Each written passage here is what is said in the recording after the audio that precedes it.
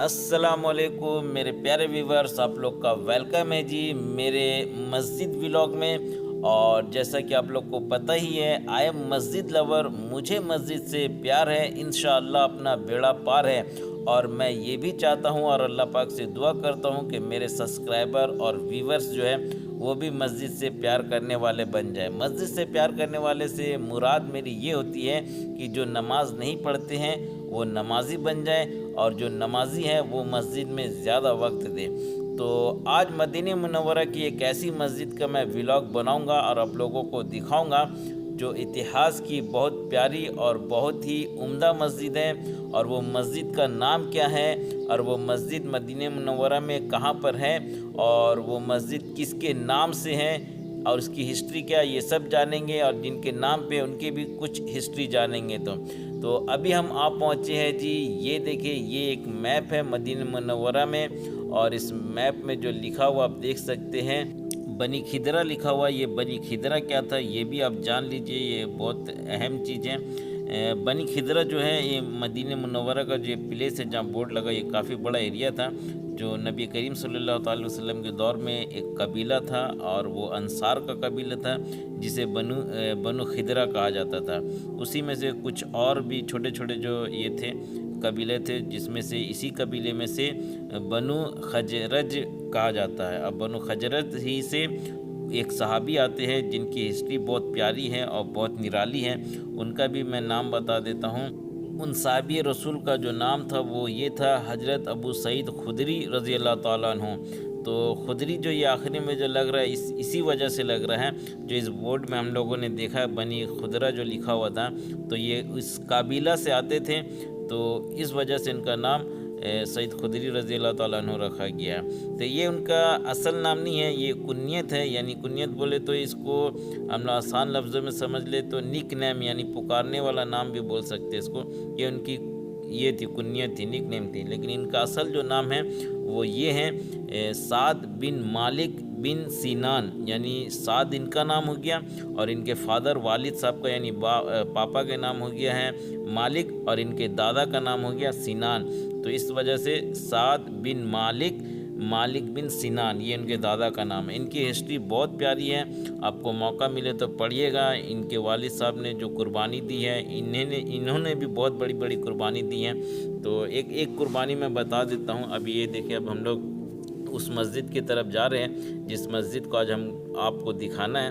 تو ایک واقعہ آپ کو بتا دیتے ہیں ان کے والد جو مالک بن سینان تھے، وہ نبی کریم صلی اللہ علیہ وسلم کے ساتھ جنگوں میں بہت شرکت کی، اور جبل احد جنگ جو ہوئی تھی، جنگ احد، اس میں آپ شہادت پائے تھے۔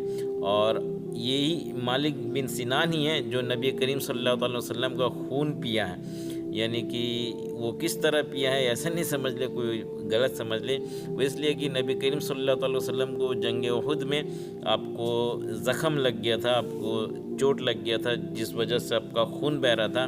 تو یہی مالک بن سینان ہے جو آپ نے نبی کریم صلی اللہ علیہ وسلم کے زخم سے جو خون نکل رہا تھا وہ آپ نے پی لیا منہ لگا کے۔ تو نبی کریم صلی اللہ علیہ وسلم نے فرمایا کہ تم اس خون کو پھینک دو۔ بولے نہیں یا رسول اللہ، میں نہیں پھینکوں گا، وہ پی لیے۔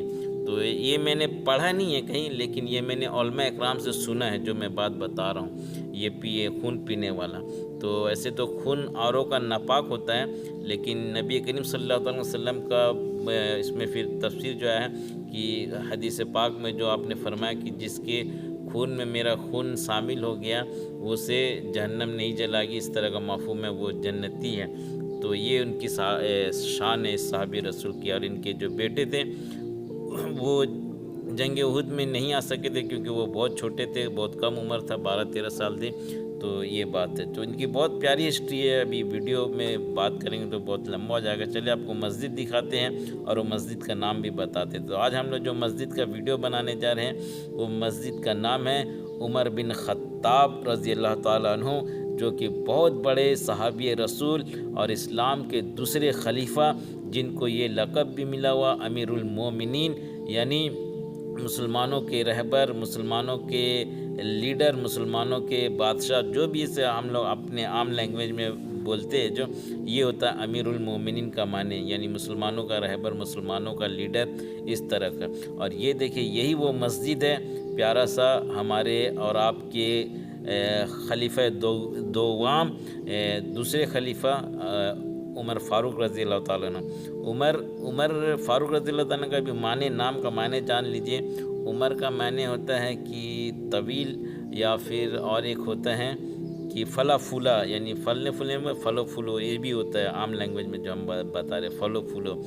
اور فاروق کا معنی ہوتا ہے کہ حق اور باطل کے درمیان فرق کرنے والا، یعنی صحیح اور غلط، یعنی کہ عمر فاروق رضی اللہ تعالیٰ کو جو فیمس تھے، اس وجہ سے بہت زیادہ فیمس تھے کہ وہ انصاف بہت کیا کرتے تھے، یعنی کہ صحیح اور غلط میں جو فیصلہ کیا کرتے تھے بہت زبردست کیا کرتے تھے، اور بہت سخت سزا دیا کرتے تھے جو غلط ہوتا تھا اس کے لیے۔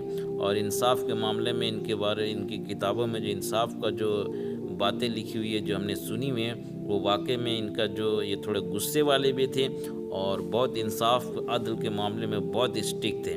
تو یہ انہی کی نام پر یہ مسجد ہے، عمر بن خطاب۔ اور خطاب جو تھے ان کے والد صاحب تھے، اور ان کے دادا کا جو نام تھا وہ خطاب بن نفیل، یعنی نفیل جو تھے وہ عمر فاروق رضی اللہ تعالیٰ عنہ کے دادا تھے۔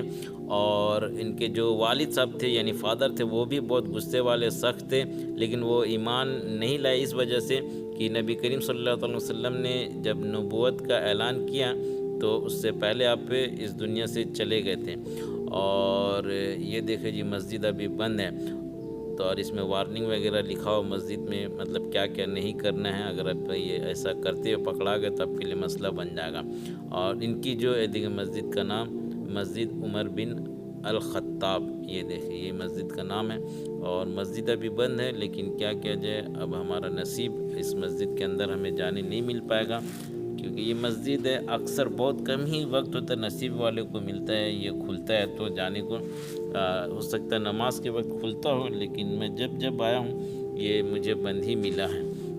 تو چلے، اور عمر فاروق رضی اللہ تعالیٰ کے جو امی تھی، مدر تھی، وہ بھی تھی بہت خطرناک ہی تھی، ان کا جو خاندان تھا وہ بھی بہت خطرناک تھا۔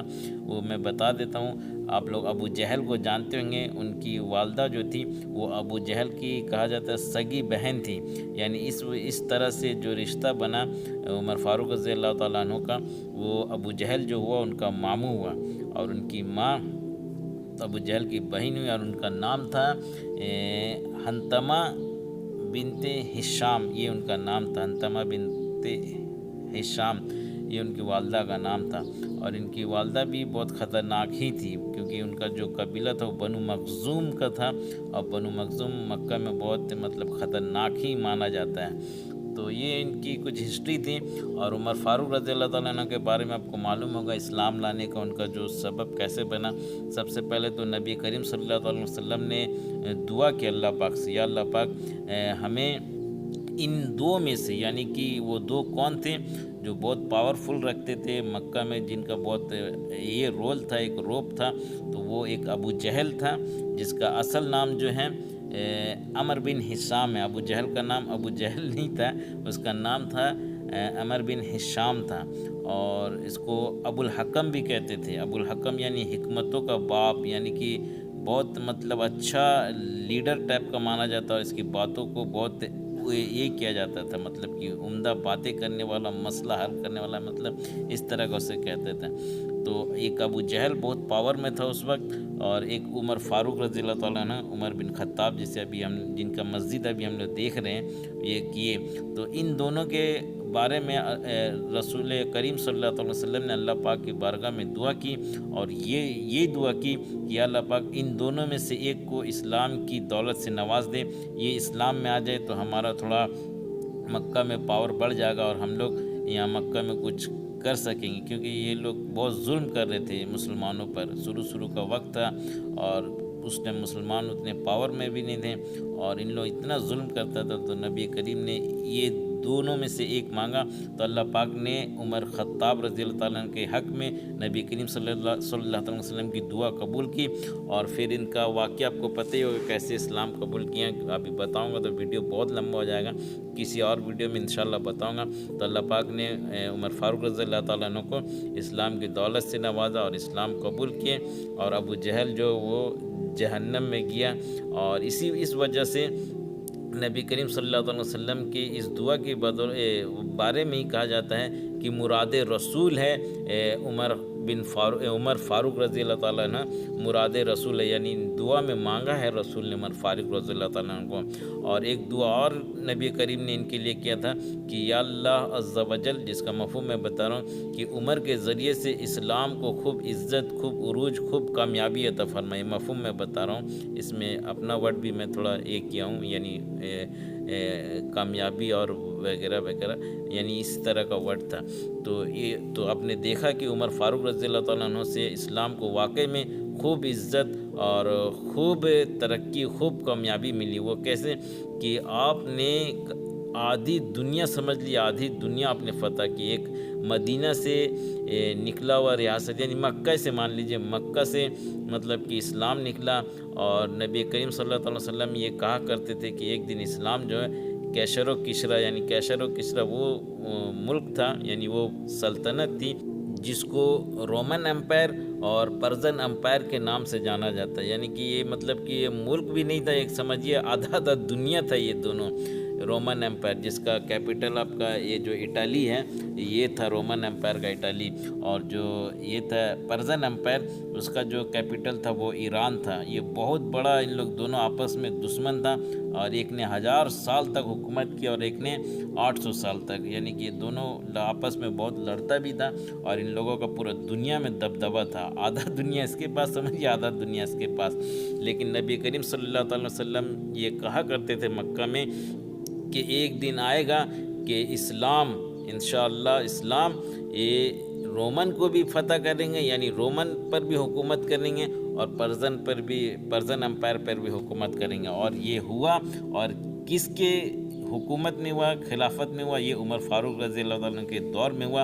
आपकी 10 साल और लमसम 6 महीने की जो खिलाफत थी, उसमें आपने इन लोगों की ऐसी धज्जियाँ उड़ाई रोमन एम्पायर, पर्शियन एम्पायर में, और पूरा ये आधा दुनिया आपने फ़तह कर लिया। आपके हुकूमत में आया, आप पूरा लीड करते थे ये आधा दुनिया से भी ज़्यादा, यानी कि रोमन एम्पायर का भी बहुत सारा हिस्सा और इधर पर्शियन एम्पायर का भी पूरा हिस्सा। तो ये इस्लाम को ये इज़्ज़त और क़ुव्वत, ये ताकत और ये रोब मिला कि इतना बड़ी सल्तनत, इतनी बड़ी हुकूमत और इतना बड़ा आधा दुनिया इस्लाम को मिला। लेकिन फिर बदलते रहा दुनिया, तो फिर इस तरह का इस्लाम जो है ये टुकड़ों टुकड़ों में हो गया है, कुछ अलग अलग हो गया।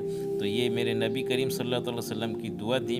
तो इनका भी हम हिस्ट्री पढ़ेंगे उमर फ़ारूक रज़ी अल्लाह ताला का, तो बहुत मज़ा आएगा, बहुत लुत्फ़ आएगा। अगर पढ़ नहीं पाते तो सुना कीजिए, क्योंकि हमें चाहिए कि इस्लाम का इतिहास जान के रखें, पता चलेगा, जान आता है, ईमान ताज़ा होता है। तो कोशिश किया कीजिए कि इंशाअल्लाह ये सब पढ़े, सुने, सीखे, बड़ा मज़ा आता है। तो मस्जिद तो मैं दिखा चुका, लेकिन मस्जिद बंद था तो अंदर से तो मैं दिखाया नहीं, बाहर से दिखा दिया हूँ। तो आज ये तो हो गया। चले अब हम लोग जाएंगे एक दूसरे खलीफा की मस्जिद, इंशाअल्लाह नेक्स्ट वीडियो में उसका वीडियो बनाएंगे। लेकिन अभी वो मस्जिद मैं आपको दिखा दे रहा हूँ। ये देखिए, जो ये वीडियो में आपको अभी मस्जिद दिख रही है, ये हमारे ये कौन से खलीफा की मस्जिद है और इसकी हिस्ट्री क्या है, किन के नाम पे ये मस्जिद है, ये भी इंशाअल्लाह हम लोग जानेंगे।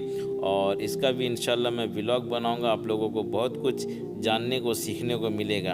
तो ये वीडियो जो हमारा बना है वो उमर फ़ारूक रज़ी अल्लाह ताला के बारे में बना था। तो इनकी तो कुछ बातें समझिए हुई नहीं है, इनका बहुत बड़ी और बहुत रुतबे वाली बातें सब है, और बहुत इस्लाम से पहले की बातें, इस्लाम के दरमियान की बातें, और इनका इस्लाम कैसे लाना हुआ, फिर इस्लाम ला के इन्होंने क्या क्या किया, ये बहुत सारी बातें हैं। तो अभी तो हो नहीं सके, इंशाअल्लाह चले, इंशाअल्लाह कभी मौका मिला तो इनका एक सिर्फ ये मस्जिद व्लॉग नहीं, एक हिस्ट्री वीडियो बनाऊंगे इंशाअल्लाह, अल्लाह ने चाहा तो। और ये मस्जिद के ऊपर एक सामने एक ब्रिज है, और ये रोड पार होकर ये مسجد کا ویڈیو بنانے جانا ہے مجھے، تو انشاءاللہ نیکسٹ ویڈیو میں انشاءاللہ آپ سے ملتے ہیں۔ تو چلے ظفر کے سفر کو اجازت دے، اور ویڈیو کیسا لگا ضرور بتائیے گا کامنٹ میں، اور ویڈیو پسند آئے تو لائک اینڈ شیئر ضرور کیجیے گا، اور مجھے سپورٹ بھی کیجیے گا۔ آپ لوگوں کی سپورٹ سے ہی ہمت ہوتا، پھر اتنا میں ریسرچ